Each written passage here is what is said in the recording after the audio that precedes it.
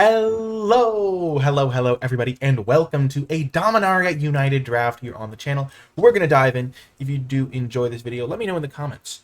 And as always, leave your questions and thoughts and stuff like that. Okie doke, we have started off with a fantastic rare. It just instantly stabilizes you. 5 mana 4/4, first strike, vigilance, lifelink. It attacks, it blocks, or as some would say, it attack, it protect. And just a great start to a draft. It's even splashable because it is a single white pip. So we are going to take this card. If it were not in the pack, I like Terra Sunder. It goes well into black-green decks, or green decks that splash black. Hurler Cyclops, a nice little card. Good with sacrifice synergies. And honestly, just makes any removal spells that are against you kind of annoying. Joda's Codex is kind of cutesy, but it's kind of tough to use. Vine-Shaper Prodigy is good if you end up in blue-green. Tolarian Terror is pretty good in a lot of decks. There are a good number of solid instants and sorceries you can run. And so if I was not taking Danitha, I would either take Terra Sunder. There's not really a good mono-colored card in this pack. Like, this is kind of a gold card too. So I think I would take Terra Sunder if I was not taking that. I think the lands are pretty nice. But we're going to take Danitha. Benalia's Hope. Okay, so we have started with a white card. And following that up, we see that there is a mythic rare in the pack, the Weatherlight Completed. And the way this card works is it does nothing until 4 or more creatures have died. Pretty much. So when a creature dies, you put a Phyresis counter on it. Then you draw a card if it has a bunch of counters, or it just scries one. And then it becomes a creature if you have 4 things die. And it has to be a creature you control, so I don't think it's particularly good. To Inferno, a little bit tricky to use. It gives like double strike. The Elvish Hydromancer is pretty good in blue-green, but we already have a white card we want to play. In the commons, I like Soaring Drake. Vine-Shaper Prodigy, again, more of a blue-green card. Spatter Goblin's pretty solid. Splatter Goblin. Lightning Strike is a great common removal spell, though, and so that's the card I'm leaning towards. The only white card in the pack is the Griffin Protector, which I just don't think is high enough quality when compared to a common like Lightning Strike. There's also 3 dual lands, but I'd rather kind of find my colors, find my lane, and then move towards those lands afterwards.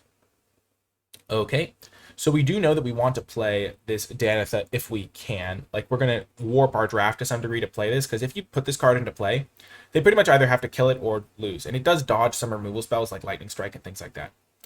In this pack, I think Join Forces can be pretty good. Like, it's a devastating combat trick when it does work, but combat tricks are a little bit lower value than some of the other types of cards. There is a Tolarian Geyser, which does go well with the Danitha as just like a card that draws you further into your deck, buys you some time until you can find the Danitha. Also, the kicker ability is not something to scoff at. Threats Undetected is kind of cutesy, but you can't actually get the Danitha reliably because they'll just put the other cards back into your library. Vohar, Vodalian Desecrator, another blue card. We see 1, 2, 3, 4, 5 blue cards, so maybe blue's open. So I like taking Tolarian Geyser over Join Forces. Join Forces is just a little bit more narrow because it is a combat trick. It's definitely a powerful card, but we'll just take the Geyser. I think Geyser is quite good. And now I think we'll take Citizen's Arrest. There is Protect the Negotiators, which is another blue card, another blue-white card, even pretty much, because you really want to be able to use the kicker ability on Protect the Negotiators. The reason I'm leaning towards Citizen's Arrest is because I could still easily just be a red-white deck. I know I want to bias myself towards white as much as possible because of the Danitha. There are a few green cards. There's 1, 2, 3 green cards. None of them are insane, though. There is Soaring Drake, which I also like. We are seeing some blue Soaring Drake and Protect the Negotiators. Both lead me to believe that maybe blue-white is open. But we could just be seeing misleading signals early on. It is only pick 4 after all, and so taking Citizen's Arrest is nice for me. And I do apologize for like flickering over the cards so quickly, but there's a lot to talk about. So Citizen's Arrest is, of course, a white removal spell. And we do see Yavimaya Iconoclast as a good green card. But we're just going to take the Arrest. And moving on to pick 5, we see a Benelish Faith Bonder as a nice white 2-drop, Shalai's Acolyte as a solid white 5-drop. I prioritize this card a little bit less because 5 mana 3/4 flyer on its own isn't the best, but a Faith Bonder as just a solid 2-drop that can like kind of attack and do some bigger stuff, sometimes thanks to Enlist. I like getting 2-drops early, and I do want to keep taking white cards, so I'm going to bias myself towards this card. I think Warhost's Frenzy is good if you end up in black-red. I've sometimes found it hard to get 2-drops in this format. Deathbloom Gardener. I don't really feel like branching into another color for the Gardener. Branching, Gardener, Sacred Peaks if I was going white-red, but we could just be white-blue, and I think Faith Bonder's good. or a card that I at least want to try. Okay, Baird, Argivian Recruiter, actually is a nice little combo with the Faith Bonder, and we already have a red card and some white cards, so getting a red-white card is actually a great signal here. And as I said, I like these 2-drops. Creature with power greater than its base power, so Faith Bonder with Enlist does count. There's also Yavimaya Steel Crusher. Again, as I said, we want to play white. We already have 3 white cards. Getting another white card is nice, and white-red is also nice because our other good card is Lightning Strike. So I will take the Baird. If I was not taking Baird, I would be taking Yavimaya Steel Crusher, but I think this card's just better, because if you can start making 1/1s, it's pretty dang good. Oh, nice. Okay, so we're seeing even more white cards. There's a Samite Herbalist. There is a Coalition Warbrute. So red-white is looking open. Griffin Protector also works with Baird. But as I said, I do want to make sure I prioritize some 2-drops. So we have 2 2-drop creatures right now. Samite Herbalist plays well with Enlist creatures, which is a nice little thing you can do. I think Coalition Warbrute's also great. I think I would take that second out of this pack. But for now, we're going to take the Samite Herbalist over Griffin Protector and Warbrute. I do like the Herbalist. And Scrying is always nice. When you have a really good rare... Ooh, now I will take the Warbrute. When you have a really good rare like Danitha, it's really nice to have extra tools to filter through your deck. Here, it's between the Warbrute and the Benalish Faith Bonder. And I don't think Benalish Faith Bonder is like an insane 2-drop. I have 3 2-drops. It's only pack 1, pick 8. And I think the Warbrute is actually a really nice 4-drop. I don't have any 4-drops right now. Not that you really prioritize 4-drops. But I think this card's pretty nice. It works with Enlist synergies like Baird.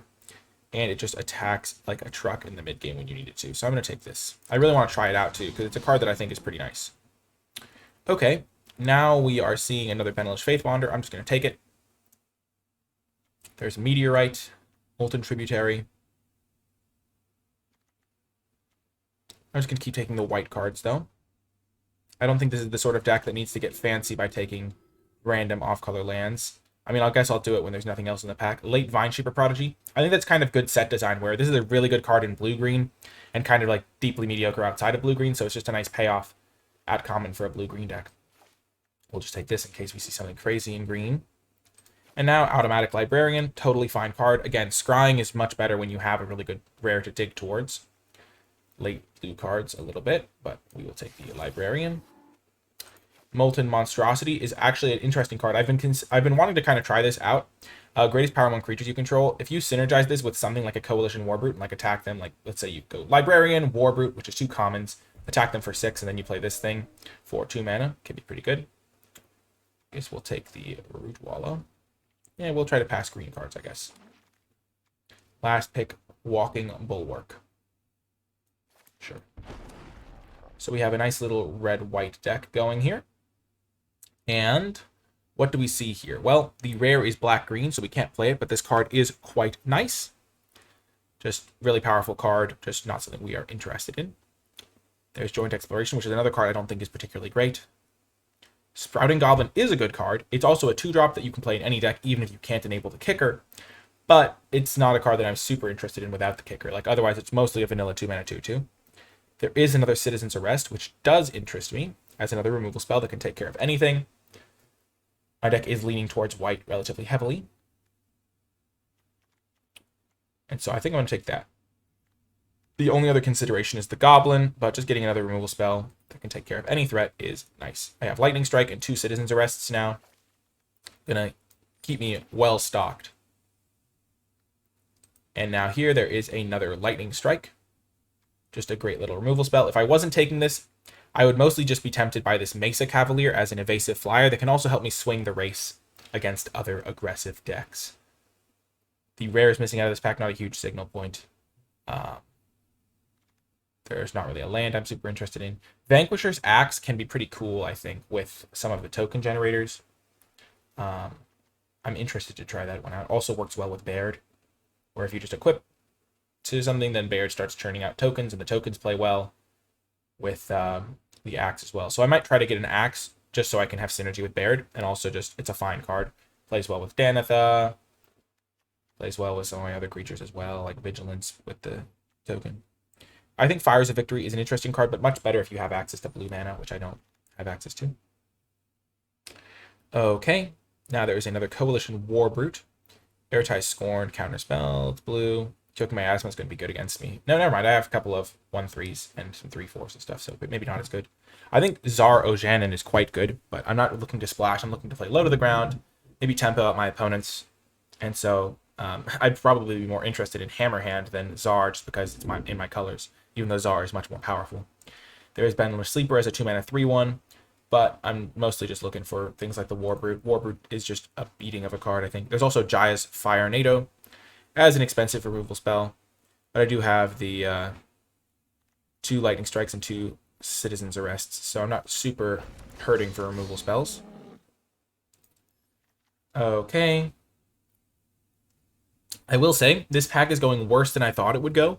We are only on pick 4, but there are 2 uncommons and a rare missing out of this pack.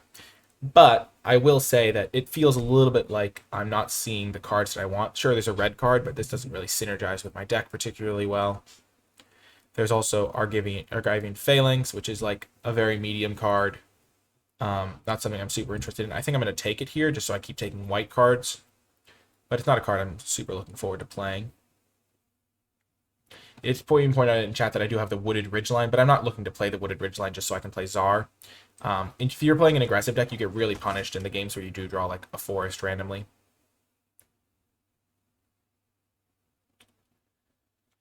So there is Branch Rider. I could just play it as a 1-mana 1/1 haste that can buff itself. You don't really need to pay the kicker ability for this card to be playable, I guess. Also has some synergy with Baird.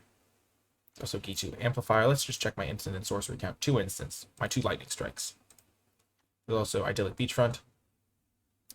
I guess I could try the Branch Rider. It doesn't seem like a great card, though. Maybe catch my opponents by surprise. Okay, there is a Flowstone Kavu, which is honestly a pretty good card for my deck. There's also Vanquisher's Axe, but I like the Flowstone Kavu because, again, it synergizes with Baird. I can just pay a red mana to make a token, and also just attacks pretty well. And, yeah, I can even buff it up to 4 power and then use it within list. There's Captain's Call, but I don't currently have any go-wide synergy pieces other than... Yeah, I don't really have any go-wide synergy pieces. Vanquisher's Axe would be fine, but I'm going to take the Kavu. 2 mana 2/2, no extra text. Not my favorite. To Inferno. I'm just going to take Join Forces now. This is a really good card for aggressive decks. It's a little bit worse because a couple of my early drops have Vigilance, but it's also just a really powerful combat trick. Wow, and we get another one? Nice. That is powerful.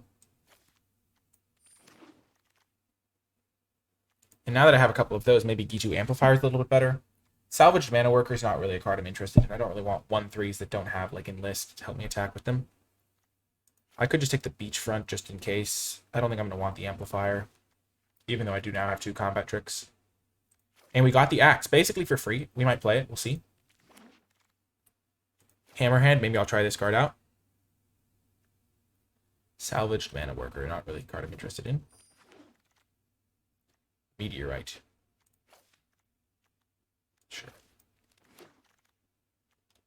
Hexbane, Tortoise. So looking at our curve, we have a pretty good curve. I don't think we're going to play the Branch Walker or the Phalanx. So combat tricks go there, removal spells go here, kind of. Last pick, this guy, okay. That's funny. This is actually an insane pack for our deck. Look at this. So we get Danathan number 2, which we're going to play because if you play this and they don't answer it, it doesn't matter if you draw the second copy. You're still in good shape. There's also Cleaving Skyrider, which is a cool card. It's also worth noting, something I didn't notice when I first read this card. If your opponent attacks you with like 4 creatures, you can flash this in on their turn. And it says X is the number of attacking creatures, not just yours. So if your opponent's attacking you with a bunch of stuff, keep that in mind. There's also Hurloon Battle Hymn, which is insane. Another great card. And then we might even wheel the Warbrute. So I like Danatha here. Maybe we'll wheel the Cleaving Skyrider. I don't think that's likely. We're not going to wheel Battle Hymn because it's good in any red deck, not just red-white. This card's really only great in red-white, so maybe we'll wheel that or the Warbrute. But I like Danatha number 2. Okay, I really like Argivian Cavalier. This card is fantastic. I would like a Heroic Charge probably because I have a lot of creatures. Let's check my creature count. Only 11 creatures. But Argivian Cavalier is just great. Another enlist creature to work with Baird. And also just 2 cards for 1 body. Kind of nice with Argivian Phalanx. Maybe I'll consider that card again. I get enough synergy pieces. But just a great card. Maybe we'll wield the Heroic Charge. I also really like Keldon Strike Team. Keldon Strike Team is a great card for this sort of deck. But Argivan Cavalier does a very similar thing, but without having to pay 5 mana. You pay 3 mana for 3/3 worth of stats on 2 bodies. This is like 5 mana for 5/3 worth of stats. So I think Cavalier is just a better job at the same kind of mission. Okay, so this is interesting. Phyrexian Missionary, I think, is just the pick here. It's a 2 mana 2/3 lifelink. You don't even need the kicker ability for this to be good at all. So that's just a good card. There is also a Samite Herbalist, which is tempting because I have so many like enlist cards. I have 1, 2, 3, 4, 5 enlist cards, which makes this Samite Herbalist very tempting. But a 2 mana 2/3 lifelink is just so good on its own that I think it's worth taking here. It also plays really well with join forces because the 3rd point of toughness really makes it hard for them to profitably take it down. So I'm just gonna take the Missionary. Stall for Time is an interesting card. 3 mana, tap 2 creatures, and then draw a card. Hammer Hand, Destroy Evil, all options. I think I'm going to take the Stall for Time and probably not play it, though. And now there's a Flowstone Infusion as a cheap removal spell, or I can even use it as a buff spell in a pinch, +2/-2 at instant speed. Pretty reasonable card. Fires of Victory, much worse if you can't enable Kicker. Destroy Evil, not a card I'm looking to main deck generally. Phalanx, I'm just going to get the Infusion. Ooh, and now we get another Samite Herbalist. There's also a Yavimaya Steel Crusher. But I think that we have enough enlist creatures already that we don't need the Steel Crusher. And I think Samite Herbalist plays well with the enlist creatures we already have. I also like Hero's Heirloom. I think it's better than Vanquisher's Axe, but I think the Herbalist is less replaceable. Herbalist seems great in this deck.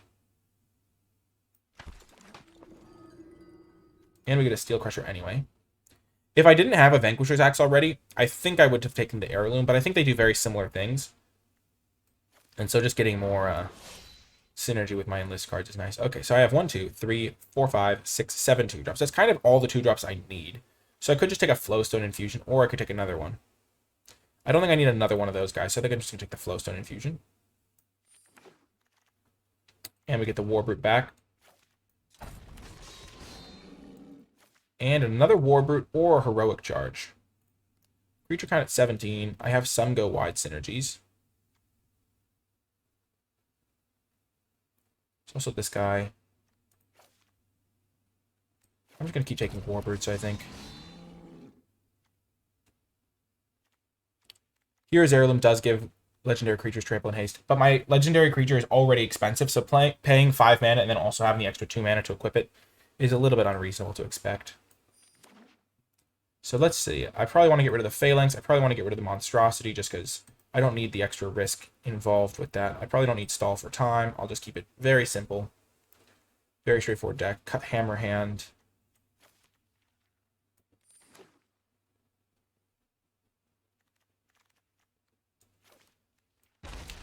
So we have 2 good combat tricks, 2 good removal spells that are cheap, 2 more that are cheap.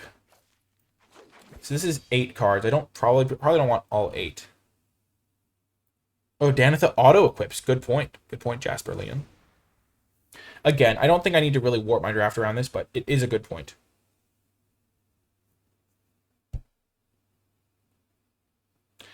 But it has to be from your hand or graveyard. You can't put it if it's already in play. So this is an interesting card to consider because I have the 4 Coalition Warbrutes, but I don't think it's worth doing. Because if I have a Coalition Warbrute attacking them for a lot, I'm probably already in fine shape. And they might just trade it off with something.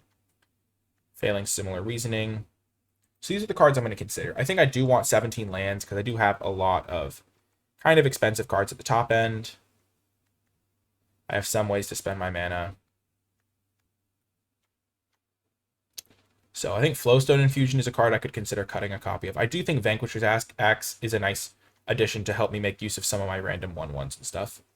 How many 2-drops do I have? 1, 2, 3, 4, 5, 6, 7. I think 7 2-drops is a good number. So these are kind of my removal spells, my combat trick section. I kind of want to try the Librarian just to see how it feels.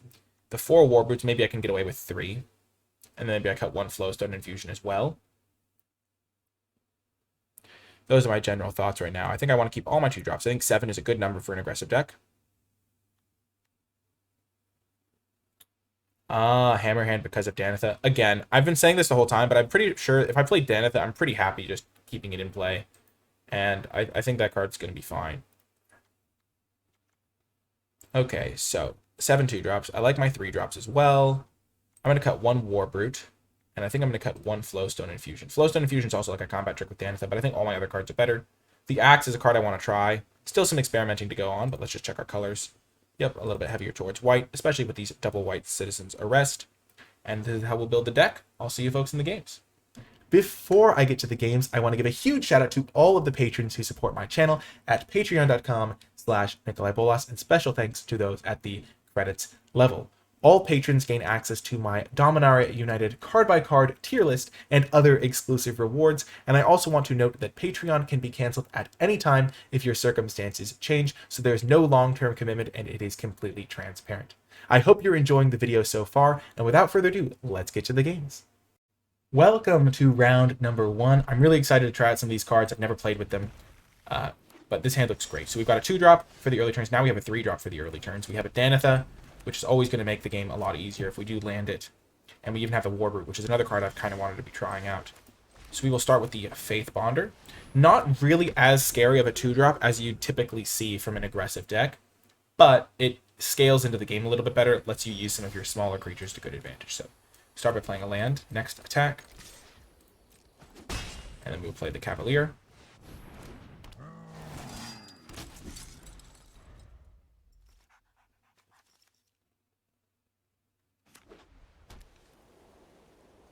So now if they play something that can block a 1/3, we can use this guy to enlist it.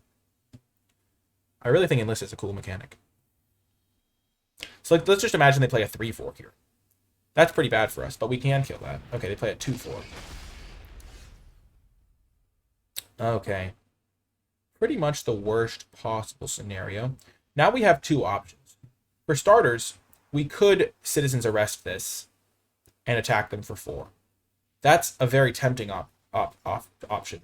For 1 white mana, I forget all of the tricks they could have. That's kind of bad, but I don't know if there is a 1 mana white trick. I know there's a 2 mana one that gives Indestructible, which Citizen's Arrest plays around. A 2/4 is pretty annoying, especially because if they hold up mana later, then my Citizen's Arrest gets a lot worse against it.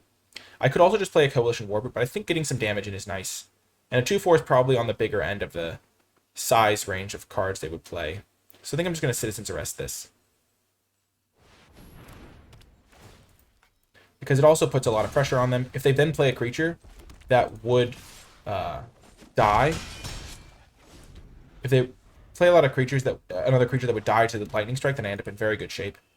If they play okay, so they play this kicked, which is fine for me because now I get to do the classic play. So I get to play Danitha here, but first, I'm not going to Lightning Strike this right now. I'm just going to attack with the Benelish Faith Bonder.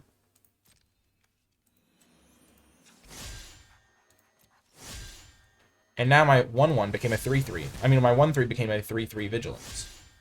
So now if they trade this, I'm ending up in very good shape here. Because I traded my 1/3 now for their 3/3. So basically, I traded my small game piece for their bigger game piece. And this also has a sacrifice ability. Now I play my Danitha. As somebody says they could sack this if I arrested it. They could sack it, but only if they had the mana available. And they needed 3 more mana. So now I have my Danitha in play. If they don't kill it, I pretty much win. My Coalition Warbrute's also pretty scary. Especially with this guy, because now it'll attack as a 5/4. Okay, they lose 2 life.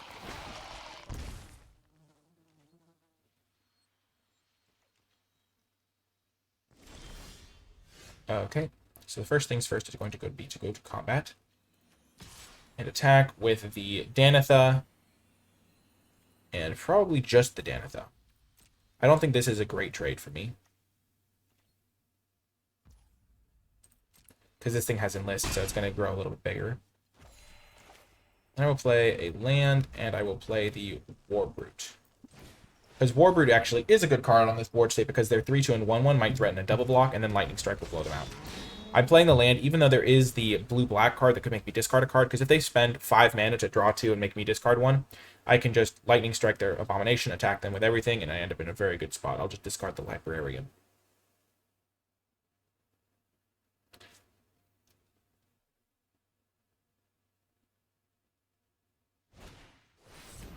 Okay, they bounce back to my hand and they gain some life. Sure. That is fine. Okay. Here I am going to Lightning Strike the Abomination because I want to attack with the Warbrute and they have a good double block and I want to replay the Danitha. So I'll say that again slower. Basically, on my next turn, I'm planning ahead here. I'm going to have 6 mana. I want to play Danitha. I don't want to have to rely on drawing a land to use Lightning Strike. In an ideal world, I would have had Danitha in play and I could use Lightning Strike as a combat trick. But I'm just going to kill the Toxic Abomination now, so I open up an attack with the Warbrute.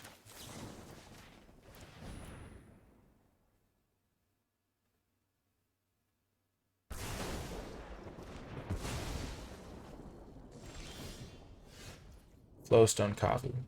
So I have 6 mana, so I could just play Librarian and Kavu. That plays better around Essence Scatter, which they could have, but they also had 2 blue mana up in the beginning of the game and they didn't cast it, so they would have had to draw it.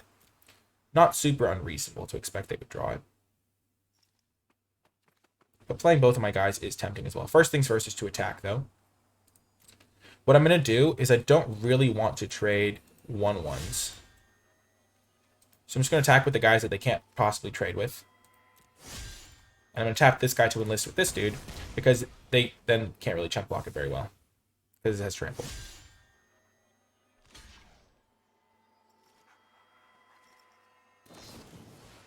Okay, so now I deal an extra 3 points of damage here.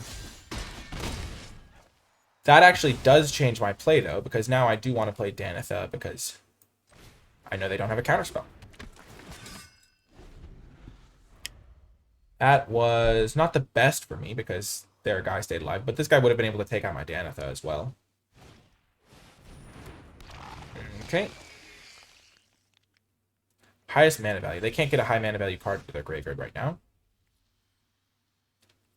So we will attack with Danitha.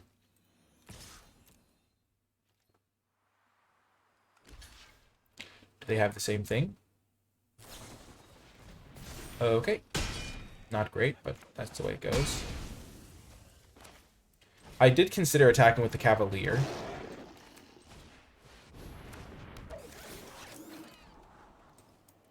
I do want the axe.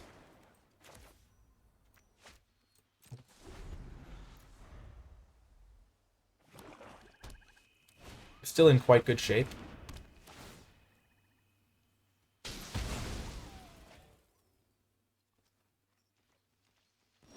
So now what I can do here is I can play this.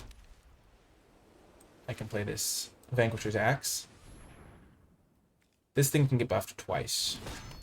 So they have 1 card in hand. I don't really want to get wrecked by it, but at the same time, I'm not going to play scared of it. I can spend 2 mana to equip the axe to my Flowstone Kavu.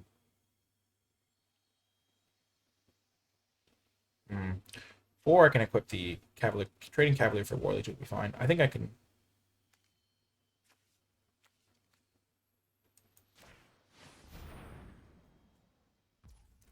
I will attack like this. This way I get to attack with my Cavalier and my Flowstone Kavu. If they do have a kill spell for my soldier, they would have used it there, and then they would have eaten my guy.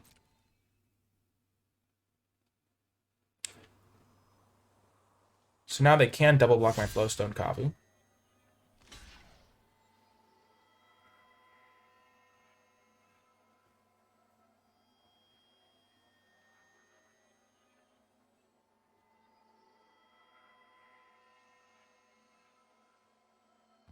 There's no reason not to pump, because dealing 2 extra damage here could be a difference maker. Interesting. So their last card gave +1/+1. It doesn't do anything to give it indestructible, though, so this worked out.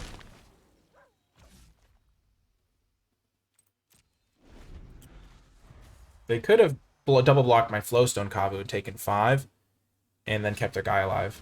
Okay. And so this is where I really reap the benefits of my previous play, because now they're dead on board. Where this is a 3-powered creature, this can be a 3-powered menace creature. They can't block everything, and we get the win. So, pretty interesting game. I would say that the key decision points that I wish I had done differently in retrospect was when they had Monstrous Warleech in play as a 4/4 plus a Shore Up. I think that I should have not attacked with the Danitha, because Danitha is really, really scary. And I get a really nice attack in with the Cavalier as a 6/2 that plays around them having a shore up, which looks like a card that's relatively commonly played. I've played it against it a couple times. And if the fact that they used the Battle Rage Blessing when they knew I had Danitha coming back down probably indicates that they have another answer. So I think I could have done that slightly better. But other than that, I was very happy with how I played that. I think the Axe play was pretty clutch. And playing around shore up is definitely something I'll have to think about in the future. See you folks in game 2. Welcome to another round. We are once again on the draw. We have a pretty good hand here. We got the Benelish Faith Bonder, a card that performed pretty well last game. It chipped in for some damage early, and then it traded with a 4-drop. So that's kind of a nice deal for a 2-mana creature. Chat is silent. Okay. We'll lead with the Faith Bonder. Coral Colony is pretty good against my early turns here. I will get to play the Herbalist next turn and then start scrying and gaining life with this guy. This guy's a pretty good attacker with the Herbalist's help. Ooh, they can start attacking me now.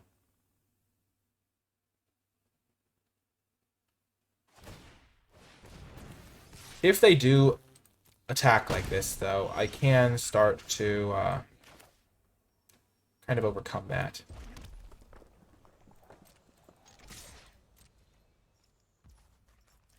They do not block. That's good for me. I think I will play the Baird over the Samite Herbalist, because Baird plays really well with Join Forces, too. It'll make me an extra 1/1.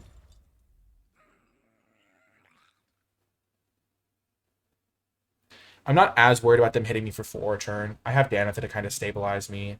I also am going to start making some chunk blockers from this, presumably. And they do have to answer my creatures. Like, they could hit me for 7 here, but I'm okay with that. See, okay, they're just playing it slow and steady. I'm not really worried about mill. I'll probably be able to beat them before that becomes a factor.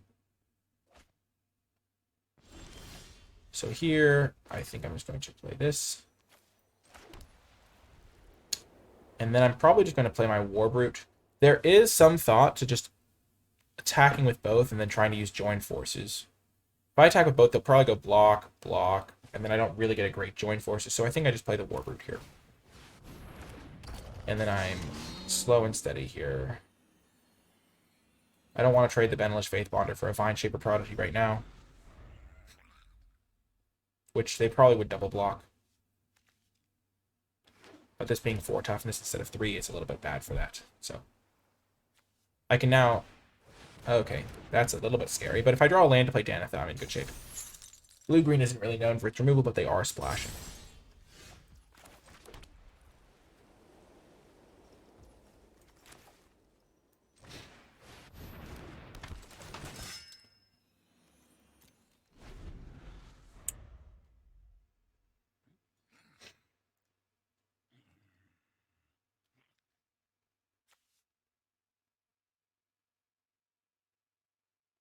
If they do bounce this, I'll just keep replaying it. Ooh, another blue-black land. Okay, looks like they're keeping up all of their mana. That is a little bit worrisome. This does have to be activated at sorcery speed. I'm definitely tempted to just attack with Danitha, and also maybe to attack with the Benelish Faith Bonder and buff it with the Warbrute.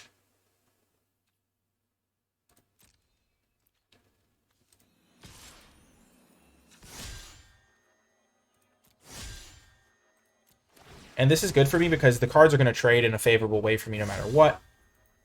Which means that, all in all, I might even be able to get a good deal with my Join Forces if they do make some funny blocks.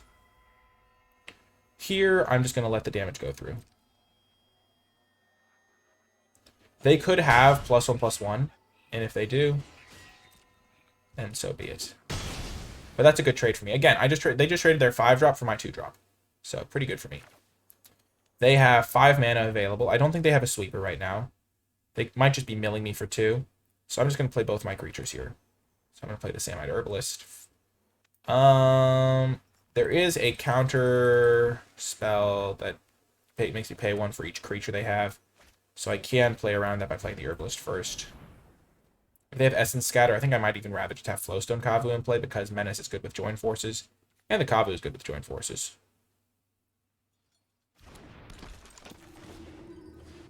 Kavu is also a good combo with Baird.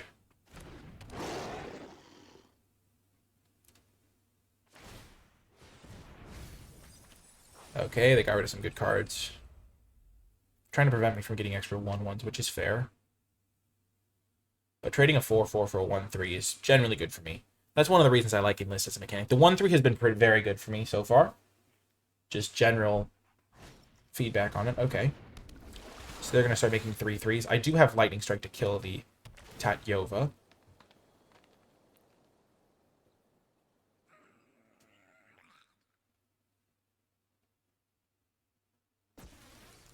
The Herbalist is great to enlist with. That is true. And they are all tapped out. That is great for me.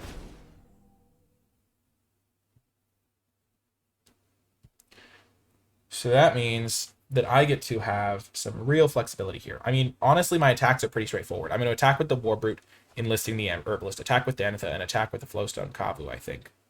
And then I have Join Forces and Lightning Strike to mess with their blocks. And I'm going to play this land because it gives me flexibility to activate the Kavu as well.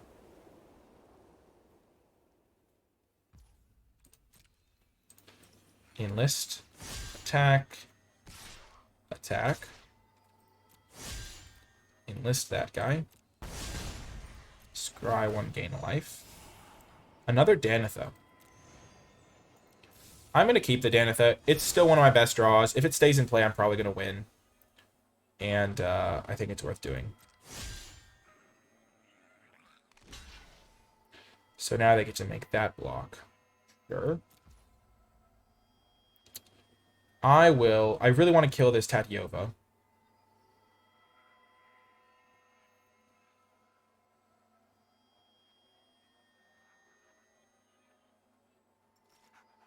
So I'm going to Lightning Strike that.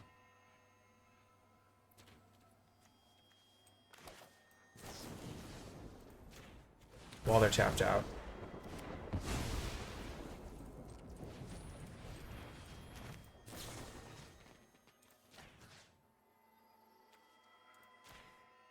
No, I should have targeted the Danitha so I can gain 2 extra life. I don't think untapping my guy is as relevant.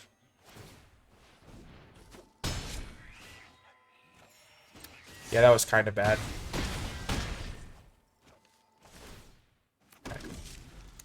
Yeah, I could have gained 2 extra life. I don't think having this guy untapped matters. And they scoop it up. Keeping Danitha on top is just nice as well. Because if they did kill it, I would have a really good play. That is the downside of Legendary, though. Let's just see. Let's go back through that game. Were there any plays I would have made differently? Honestly, no. I was really impressed by the Faith Bonder again. I think killing the Tatyova was correct there. Because you don't want to give them a free 3/3. Even if I could have saved my combat trick. Scrying to the top is debatable. But considering that I might just draw a land, having this back in my hand as a backup is super good. Because it just attacks so well into their board. And my board is wide enough I can just kill them on their own. If they just play, like, even if they play 2 creatures here, they can block 1, 2, 3, and then this thing's probably good enough. The new Danitha would get my axe back. True. That is a good point as well. I always forget about the Aura ability. I just see it as a huge stats monster. First Strike, Vigilance, Lifelink. But yeah, they did some stuff, but overall, stayed the course, and another nice win. Welcome to another round. We have got to go first for the first time, and we have a great hand. 2-drop into 3-drop that can hopefully scry us into something else. And then we have Danitha again. So having 2 Danithas means that we've pretty much drawn it every single game. That's pretty awesome. No double white quite yet, but we can just save this for the mid game. We already have a 3-drop lined up. Against green-white. Okay. So it's always good to try and assess what particular information says about your opponent's hand. The fact that they just played this on turn 2 instead of turn 1 means that they either really just wanted to get this thing into play, which is totally a fine conclusion to draw from that set of circumstances, or that they just drew this, and that, because, like, in your head, if your opponent has, like, let's just say 3 lands, including this land, and they have a 1-drop and a 2-drop and another 2-drop, they would have just played this on turn 1 and then a 2-drop on turn 2 and been attacking me and whatever. But they either just drew the forest, which means they might be land flight, or they just drew this guy. Regardless, we get a free attack. With Baird, we are still the aggressive deck. Our Samite Herbalist also helps us stay ahead in a race situation. Oh, and they are trying to trade off because they have a combat trick. That's fine. We are fine with that. Our Baird was not doing a ton. Getting that card out of their hand now is pretty reasonable. Oh, those are both very good. Do we want to increase our odds of jamming Daneth on turn 5, though, is the question. Probably. So we probably don't want the War Brute. But we do want this thing because it gives us a nice turn 4 play. And if we do draw spells after that, the only spell that we have that costs more than 5 is Daneth. So the War Brute would have been a fine card to keep, but considering we also can't cast Citizen's Arrest, drawing Plains is pretty helpful for us. Okay, they attack us. Here we will kill the Gardener because it gives them some nice options down the line. And we would like to get a nice attack in here, so we will Lightning Strike the Gardener. Get an attack in for 3. And then play the Herbalist.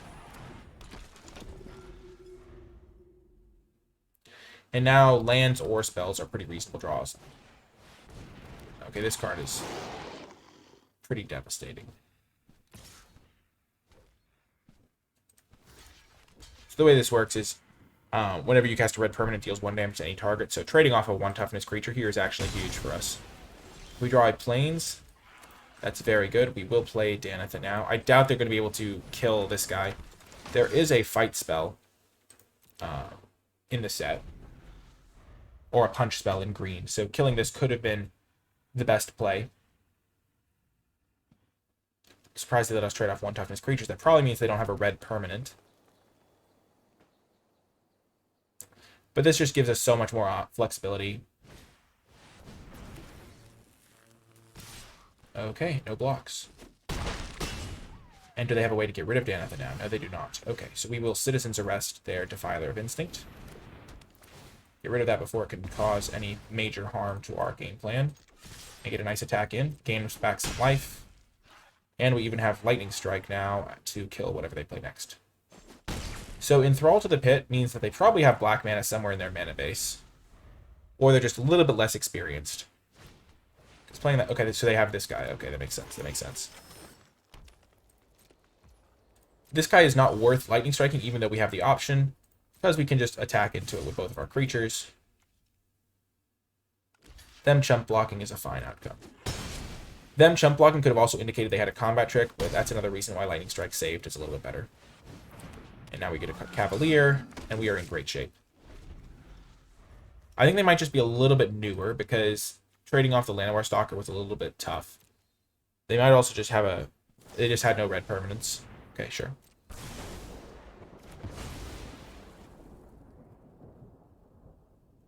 We can almost kill them this next turn. Lightning Strike into face, and we get the win. Nice, clean little game there. Trying to glean some information from our opponent's early play, but mostly just playing things relatively straightforwardly. Playing Daneth instead of immediately killing their threat was a little scary because green has a punch spell at common, which is a pretty good common and one that I would expect to see. But I think it's worth the risk because we immediately get to do some pretty good stuff if they just have like another creature as a follow-up. So, good stuff there, and I'll see you folks next game. Welcome to another round. We have a great hand, 2-drop, 3-drop, 4-drop. And as I said, you don't need black mana for this card to just be a great card. 2 mana, 2/3, lifelink really just shuts down a lot of things opponents would try to do to you. And now we even have our 4th land.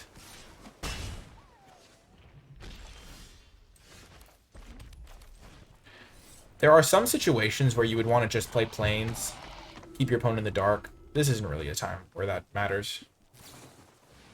Okay. Hurloon battle him.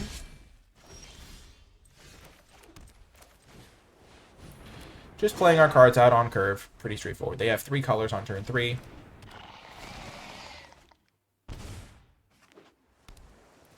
So they could have +1/+1. This is a pretty clear attack scenario. If they double block, we can punish.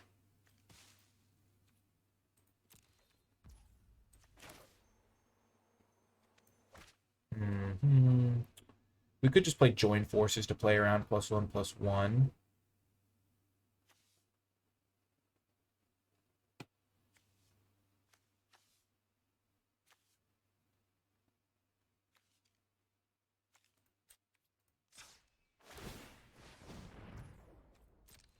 Or we can just get a clean 2 for one like that. Play this guy. I think that's better. I don't really want to get wrecked by going for Lightning Strike into the face of the +1/+1 combat trick. Maybe I'm playing too scared there.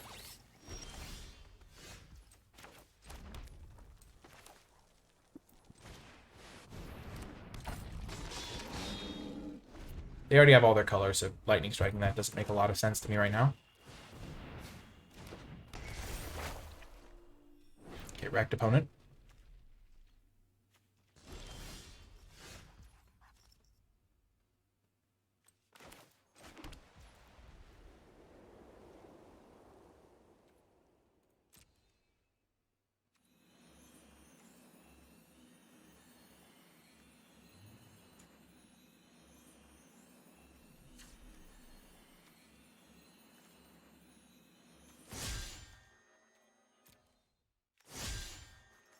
So the reason I'm doing this is this way I get to keep my creature with vigilance. They do know that I have joined forces. That card's somewhat hard to play around sometimes. They are going to lose 3 life here.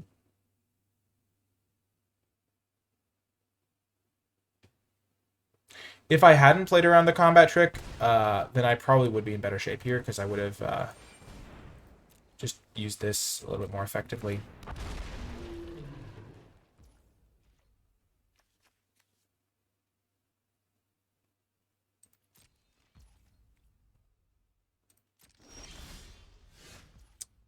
Okay. So this now has 4 toughness, so that's a better attacker.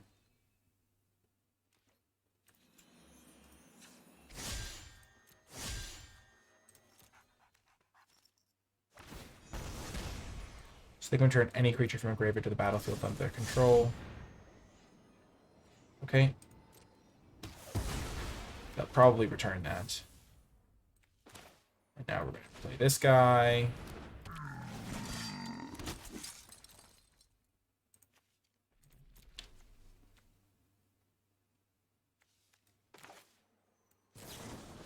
I'm going to kill this now. The reason I'm killing this now is because I don't want them to bring back their skeleton.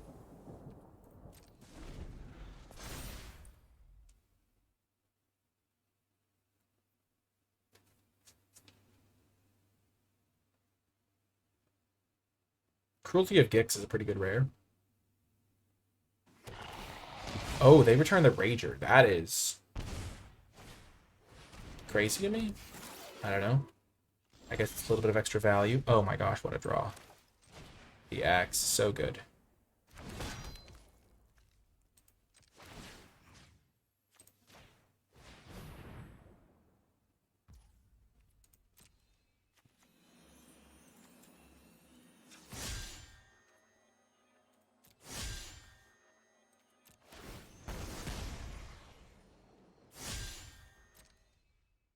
Hi, Commander's Brew.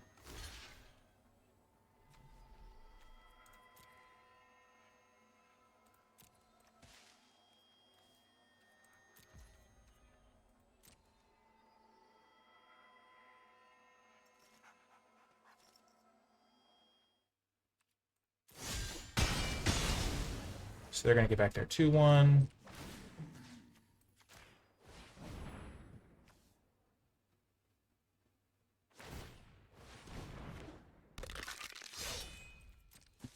I think just making the trade there is fine. Okay. See, this is one of the reasons why using joint forces would have been a little bit aggressive. Unnecessarily so. Oh, that's brutal. Oh my gosh. Okay.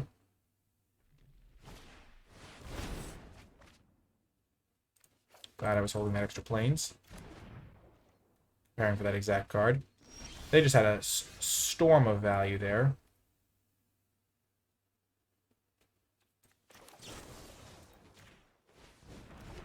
Kill their flyer.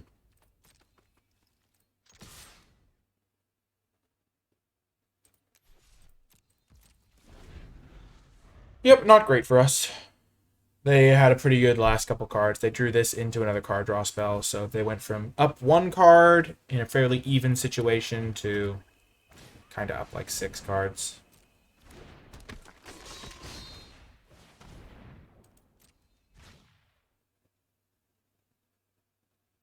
So if you're curious what the benefit of the first chapter of this is,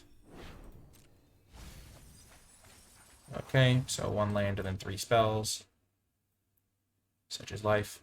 The first chapter can let you play stuff that's off color sometimes, which is nice.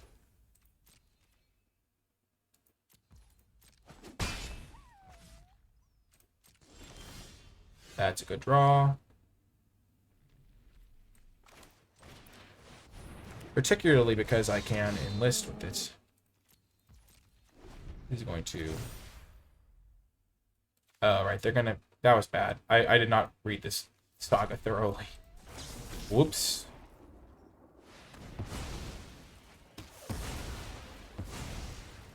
Okay, I'm confused. Why would they do that?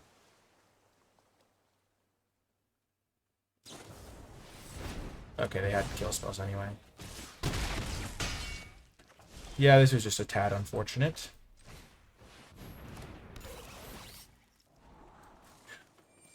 Yikes. I think I'm in trouble. If I draw Daneth the next turn, though, I could be fine. I have 2 of them in the deck still. Wow.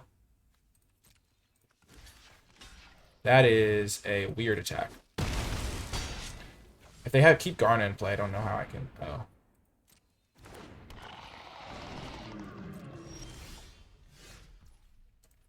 And we shall scoop it up. Let's look at this game post-mortem and see what I could have done differently. I will say, I played afraid of the 1 blue combat trick because I got wrecked by it before. In the very early turns of the game, I had the opportunity to go for a little bit of a 2-for-1 when they double blocked with their Rager and their Conscript on my Kavu, and I maybe could have gotten a lot more value if I had just Lightning Striked them then, and then played the Faith Bonder, and then just played more aggressively from there. At the time, I didn't know they were going to have so many value cards, and I thought I might be able to overpower them with just my general stuff, but that was probably a turning point in the game. Like, close decision. I can see the merits of both sides for sure. But if I have Flowstone Kavu in play, it just makes things a lot more awkward for them. They can't block it very well. I can chip in a lot more damage. I don't know if it ultimately would have made a difference, but it definitely would have helped. It was really just they played this into this, and it just owned me. Oh well, we'll try to do better next game. We are back on the draw, but we have a great hand here. We're going to keep it. I did want to talk about last game a little bit more, and I wanted to say that I generally am pretty conservative with my plays. Like you saw how I played around the 1 blue combat trick that they ended up not having. And the reason for that, especially early in the format, is I'm not sure how many, like, of each, like, how commonly played each card is. And so it seems like a reasonable combat trick to me. And so the fact that, like, they could have it and I don't want to get wrecked by it is something that I generally try to kind of go for. Okay. So this is a scary little combo. So they could have the thing now. We're not going to block, because this thing gets a nice attack trigger. Okay. That is scary, but hopefully we can start to stabilize. So what I'm going to do is I'm going to Lightning Strike the Balmor, because that reduces their damage output. When you are on the back foot, one thing you can do is you can kill your opponent's scary creatures and then play your own, like, blockers afterwards.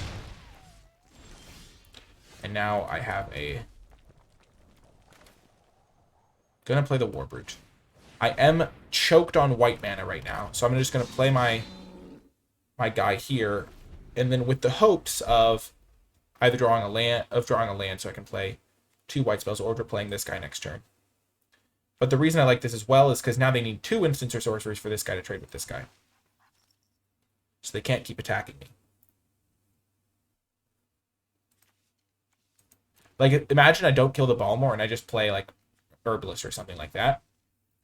They can then maybe have a kill spell for Herbalist so they hit me. Instead of just hitting me for 1 damage, they hit me for, like, 2 from that, plus whatever, play like a kill spell or whatever. Okay, so they have 5 cards in hand. Instead of playing Danitha into a 5 open mana, they have 5 open mana. I have 1 creature that I could play that would be really good, but there is Essence Scatter in this format.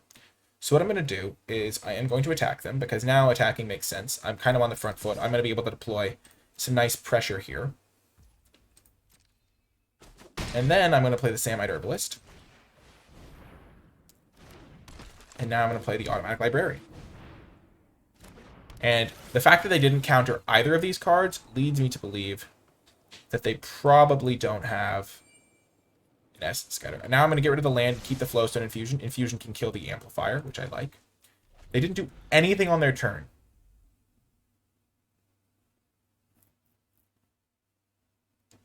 Yeah, Mandarang, I definitely wanted to make sure I did some draft that people could watch before drafting in person tomorrow. Okay, so we're going to make a big attack here. Coalition Warbrute will attack with the Samite Herbalist enlist. The Librarian will attack.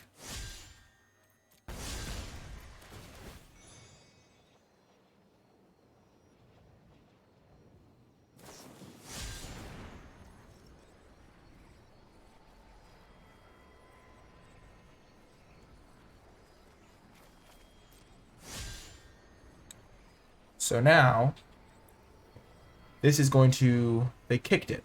So they'll draw a card and then it'll deal 4. I can protect my guy by playing Join Forces.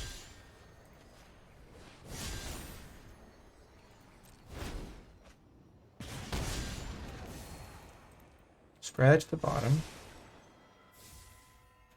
And then I still have a chance to kill their Amplifier, so they cannot trade. So we played that very carefully. Imagine if last turn, instead of playing these two guys, we had just played Danitha.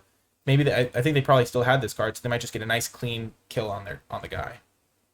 But as it is now, we have a lot of threats, and they just scoop it up. I'm pretty happy with how I played that game. I think I played it pretty dang close to optimally, if not exactly optimally. I'm still just thinking of the scenario where I play... Just imagine back in the early turns of the game, when I killed their Balmor Battle Mage captain. Imagine if instead of that, they still have their Amplifier and their Balmor in play. And I just play, like, on turn 3, replay my Herbalist instead of killing their guy.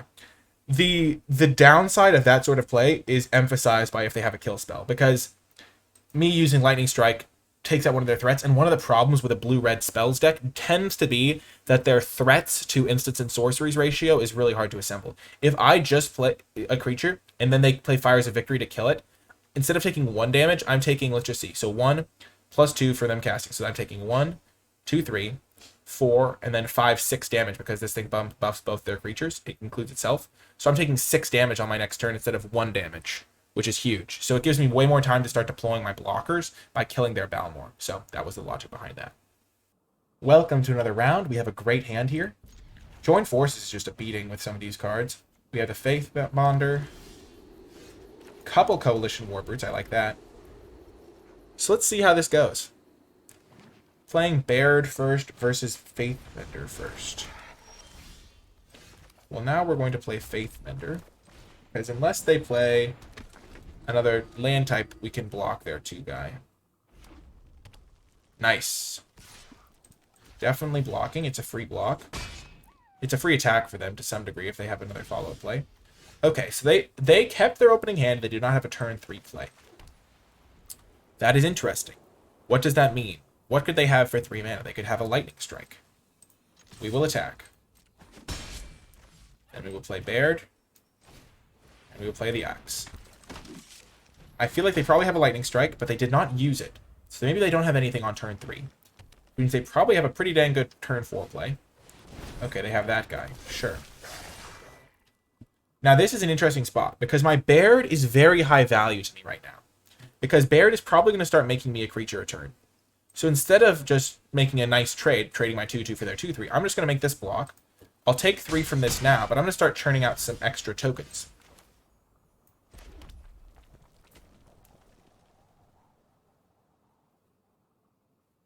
Okay. I don't need to use the Axe. I can just play the Warbrute. Warbrute blocks the Branch Walker quite nicely. Attack with the Sand Enlist.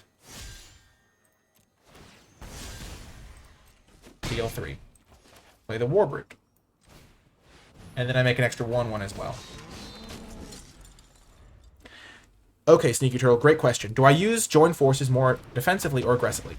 Aggressively is definitely the play, because look at this scenario, for example. My opponent has 1 mana up. There is the domain combo trick that gives +2/+2, but like they have so many fewer options now than if I tried to use it on their turn when they have 5 mana untapped. That's just a recipe to get blown out by combat tricks. Okay, so I can attack with this guy and buff it with this guy to give myself a pretty nice attack here. And then I can just play another War Brute. Enlist.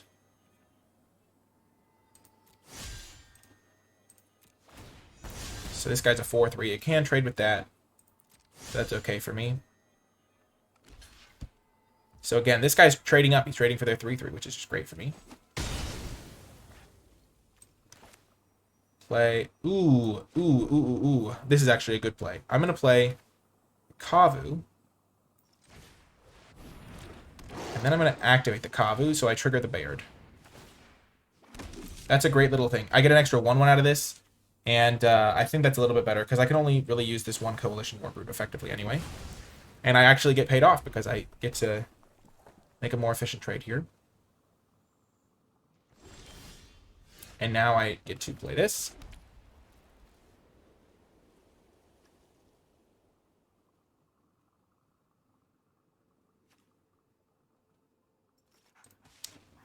Interesting. Very interesting. So what I want to do is I want to be able to make an attack with this, where I guess the Magnagoth Sentry is going to trade with it no matter what. Huh.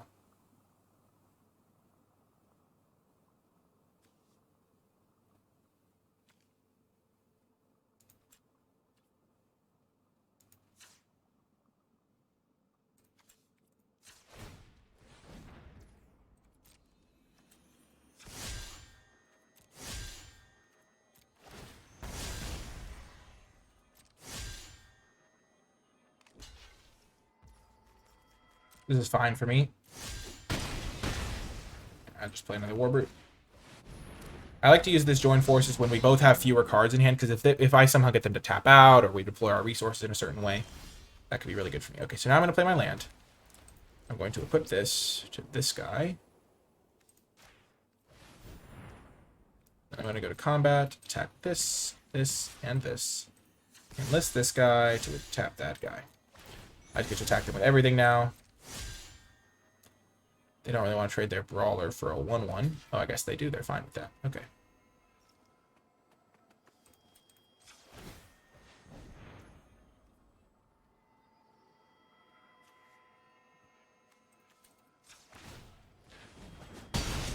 So this is an interesting spot as well. I could have kept the join forces up for the entire combat. Now, there is reason to do that, where maybe they'll have a kill spell or something and I can blow it out with the join forces. However, because I'm going to be playing the Samite Herbalist this turn, I can just play the Herbalist, and now they don't know that I have join forces. If you're playing against the skilled opponent and you leave like damage on the table, like if I activate this only 1 time, and then they can clearly see I have a red mana open, they're going to be suspicious. They're going to be like, okay, maybe he has a Flowstone Infusion, or maybe they have a join forces, or something like that, and it doesn't disguise your plays very well, and you really want to disguise your plays, especially when it comes to combat tricks or things like that. If you don't, you're just going to get punished by good players. So that was pretty great. Again, we watched the Benelish Faithbonder trade with a 4/4. I mean, a 3/3, which was pretty good, a 4-drop. So another good day for the Faithbonder. That's been the overperformer of the draft for me so far. See you next game. I mean, were there any other interesting decisions? I think generally there were multiple opportunities I could have used join forces, but all of them involved my opponent having open mana, and you don't want to walk into like a Flowstone Infusion, so that's just kind of logic. Also, the axe has been pretty good. I've been pretty happy with it, so we'll see if that continues. Welcome to another round. We have a great hand here. We've got our join forces, we've got our Flowstone Infusion.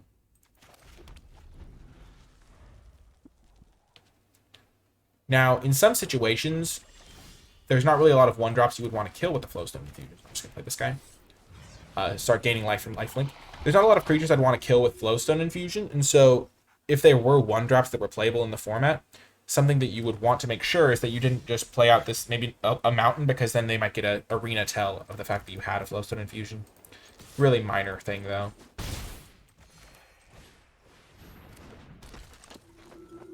Good payoff to say a payoff to make the domain deck work. Do you mean something like late game or no show brawler? Generally something that like helps you go over the top. I would say BTW.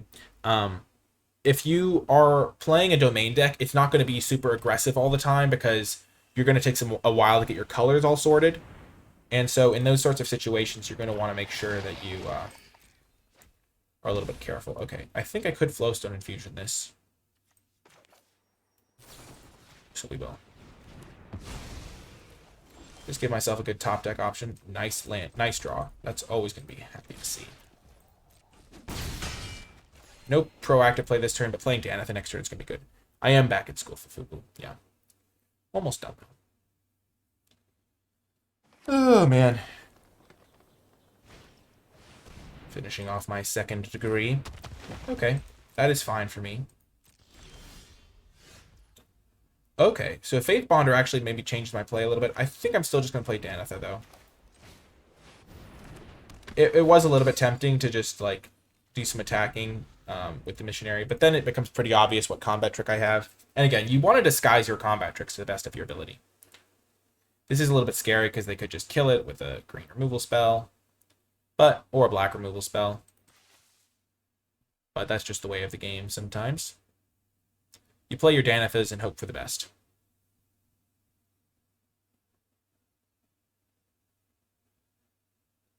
Yep, bite down.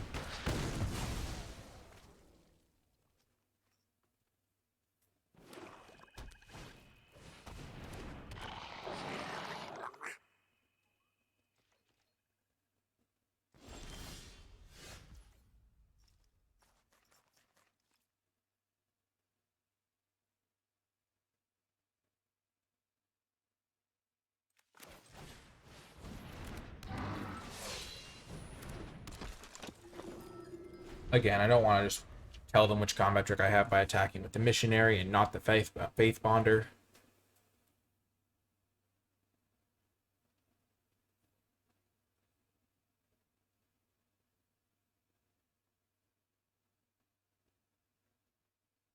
I think I'm probably going to lose this game. Them killing my Danitha was really bad for me. The Rager got them some value. This guy's been brickwalling me.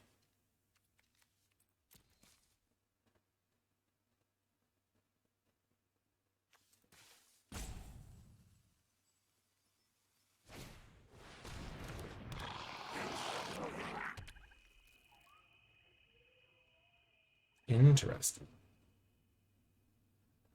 A second Splatter Goblin. So, well, I think we're just going to go for Broke here.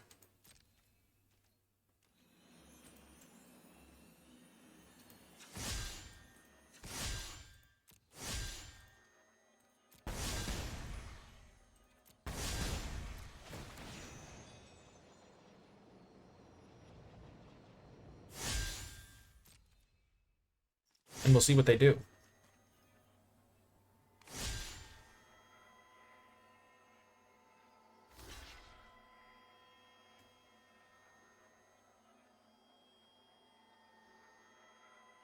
I mean, this is probably not going to work out. They have 4 mana up.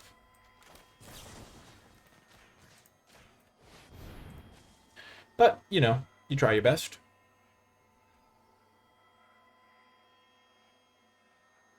And if it does work, we're kind of back in the game. Doing this with them having 4 mana is probably just a recipe for disaster.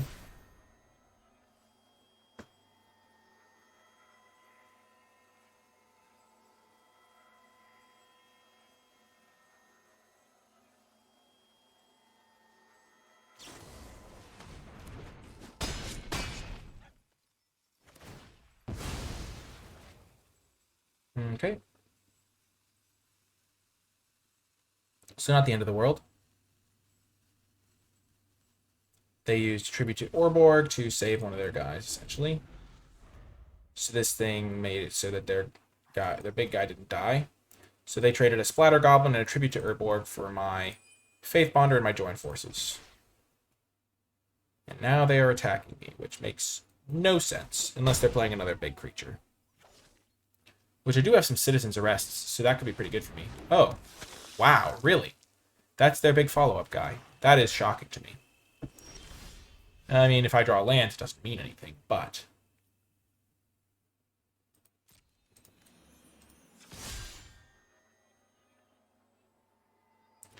I'm going to enlist the missionary here.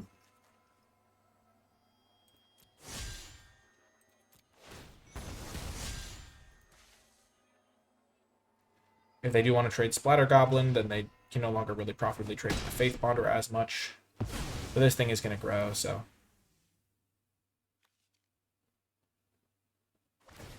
Yeah. I flooded a little bit here. But to be fair, they have the same number of lands as me. Their deck is just better at using their mana in the late game. Still, not out of it. If I draw Citizen's Arrest, I could be back in it. Yep, unfortunately, I just drew too many lands there. That's how it goes, though. We still have been doing pretty well, and it really came down to that key bite down that they had. If they hadn't had a removal spell for our Danitha, we would have been in much better shape. Even if it was Tribute to Urborg, we would have been able to outplay it with joined forces, but not a lot we could do there. We drew eight lands and 7 spells, so just a little bit tough. They drew 3, I mean, they drew 8 spells as well, and they did have a little bit of extra card draw, but their deck is better suited to that sort of draw, so it makes the game a little bit harder for my end. But yeah, see you the next round. We're on the play again. We have a great hand, 2-drop into 3-drop. I think our curve is just really well designed.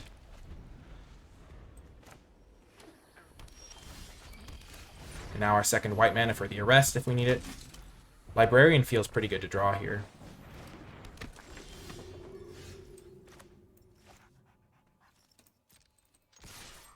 I'll offer the trade here. Their Herbalist is kind of annoying.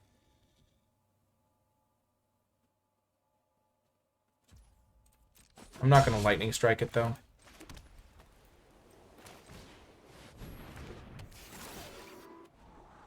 Definitely get rid of the mountain. And keep a 4-drop that fits my curve perfectly. Nice.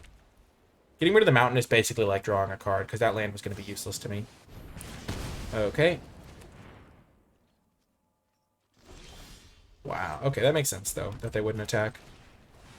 When you're thinking about attacks, you want to think about how things are going to trade. So, like, oh, sure, they get a Scry and a Gain Life, so it would have been a fine attack, but they stopped 3 damage this way. Okay.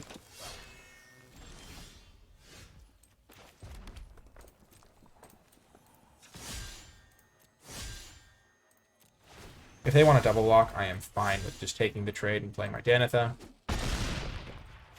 But Danitha's probably going to clutch this. They already used their Hurloon Battle Hymn. There's not that much more that gets rid of it in a red-white mirror. They could have a Citizen's Arrest, I guess.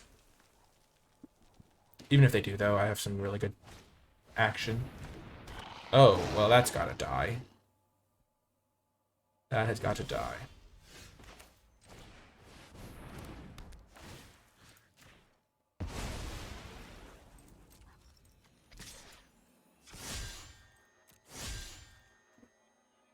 Keep in mind, you cannot enlist with Vigilance creatures. That's probably just good design there.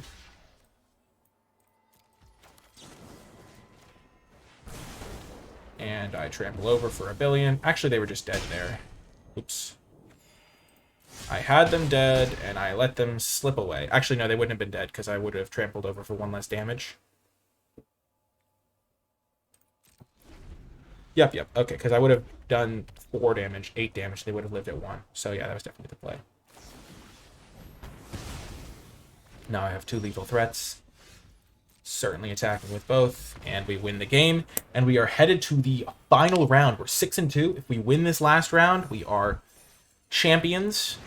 And even if we don't win the last round, 6-3 is a pretty dang good record for best of 1. So, I mean, I think we played that game pretty optimally. There wasn't a super long game, but definitely a good one. I think some of the key plays were deciding to attack with Baird into their Samite Herbalist, identifying that their guy's probably a little bit more important than ours, and also whether or not to have them attack with their 2-1 or when to use our Lightning Strike there.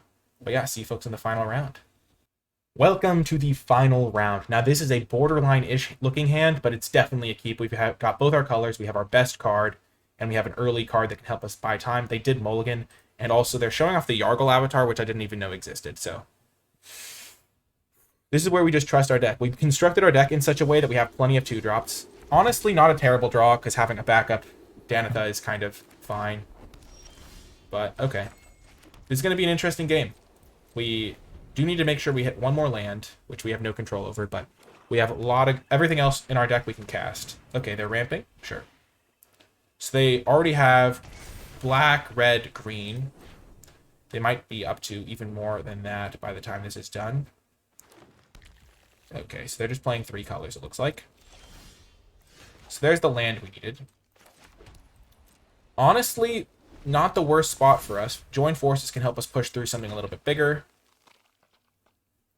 And, hopefully... Okay, so that's bad.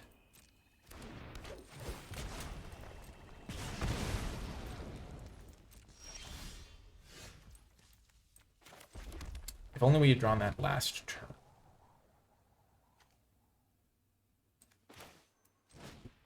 I think we're still going to play it. We'll just accept the fact that this thing's going to hit us for 7.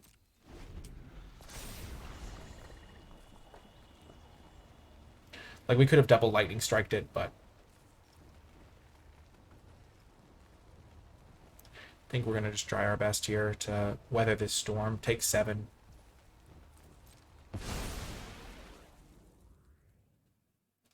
Kind of unfortunate that they never played a card for our lightning strikes to hit.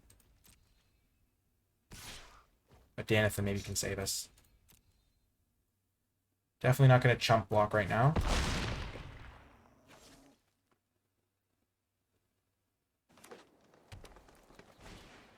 Okay, they play a barricade. That's totally fine.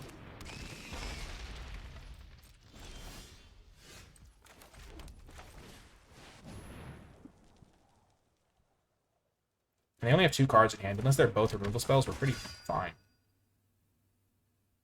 Danitha can stabilize us. Well, I opened the 2 Danithas, and I got past the 2 lightning strikes, I think. Maybe I packed 2 pick 1 to lightning strike. I don't remember exactly. They might sacrifice the token. That's fine value. Good value for them.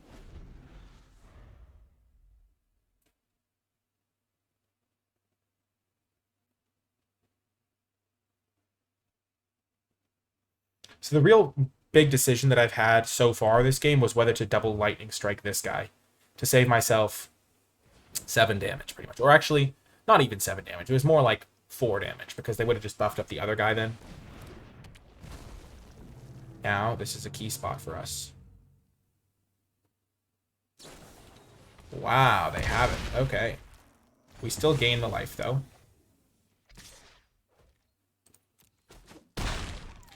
And now is where we hope for the best, and that they can't kill our second Danitha.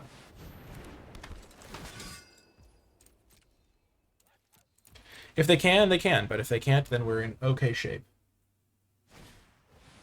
Floriferous Vine Wall, a card that in my opinion is pretty useless, but they will get to sacrifice it to their barricade, so kind of nice. I just don't love this card. I think it's fine if you have ways to use the body like this thing, but it generally doesn't feel that great to me.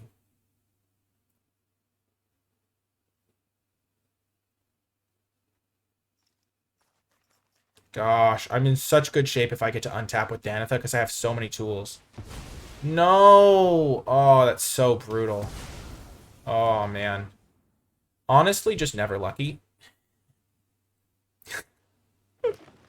Oh, that's so brutal. We're just dead. We're toast.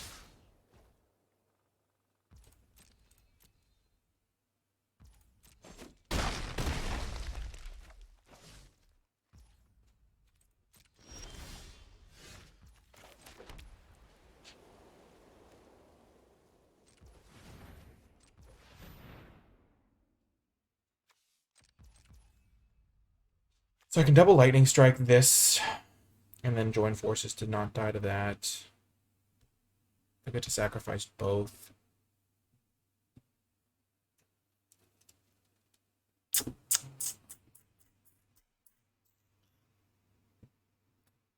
That's just unfortunate that they had the 2 removal spells. There's nothing I could have done there. I kept a reasonable opening hand, didn't draw anything to do in the early turns, and then they have this situation against me now. You know what I could do? Let's play this thing.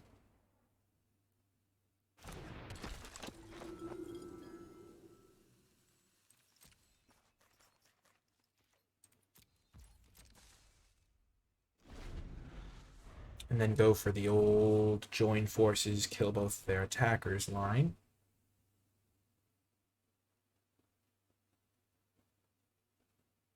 And then I'm left with 2 lightning strikes.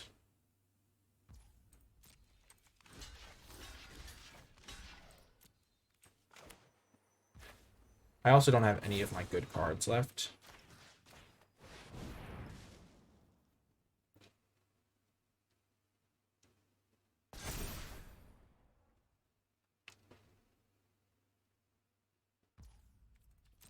The fact that I don't have my Danithus to help me stabilize really makes this a lot worse.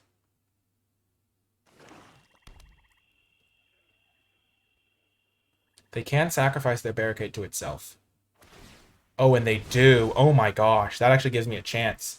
Because now if they play like small creatures, my lightning strikes can take care of them. Oh my gosh. I'm back in it.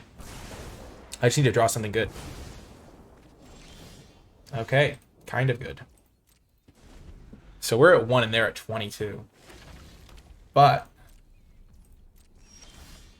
huge draw. Oh my gosh. We're still in the game. Okay, I'm going to put Warbrood on top. I'm going to believe.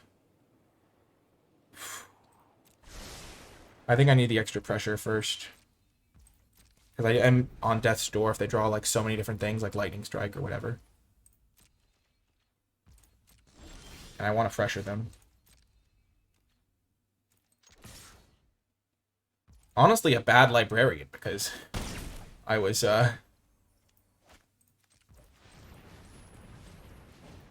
gonna be able to draw those cards anyway. They weren't the wrong blocks, Fifi Boo. My opponent's guy has trample. I die if I block the other way.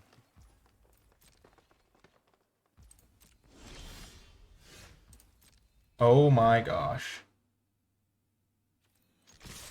We have our opponent on a 3-turn clock. I could not have kept the Kavu. No, all my life gain is gone.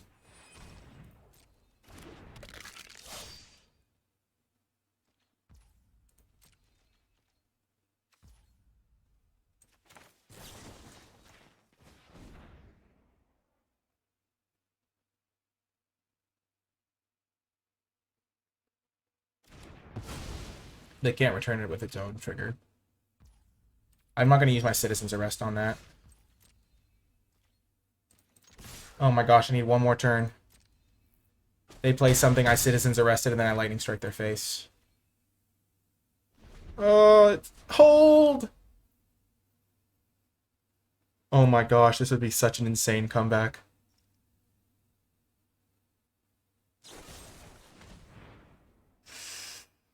Yep.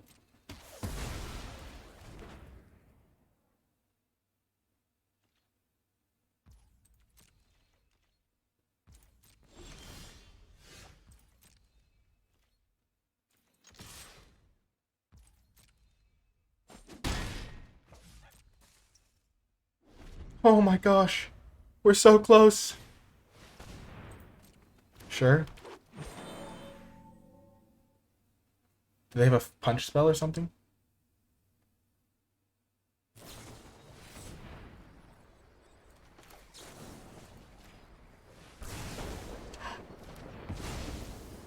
We're still alive! They get to bring back their conscript.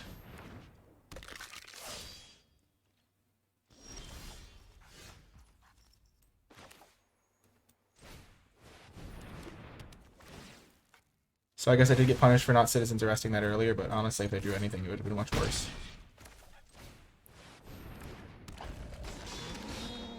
Oh my gosh, we're right there. They said good game. Yes! Oh my gosh! Oh my gosh! They went for this because it gives haste. It gives the creature... They kicked it, so it was going to give +4/+4 trample and haste to their 1/1 Death Touch guy. Oh my gosh! That was such an insane comeback. Oh my gosh. We lived exactly pretty much at 0. Then they sacrificed their barricade to itself to kind of give us a shot. Oh my gosh. And then we had to use our citizen's arrest on this thing eventually. We're gonna try and wait on it, but oh my gosh, we did it! Oh my gosh, they were at 22 and we were at 1. Let's go. Let's see any crazy plays I made. I mean, I think I used join forces optimally. Danitha died for the cause. Kavu and Herbalist died for the cause. The Librarian stacking my deck. Getting my Coalition Brood into play. Saving my Lightning Strike. Oh my gosh, that was sick! And we get the trophy. What a win. What a draft. Maximum wins. Getting the trophy. Huge. That's so awesome. I had a blast playing that deck. I hope you enjoyed watching. Let's do some post-draft highlights here. Looking at the deck a little bit. Join forces as a reward card. Only fitting.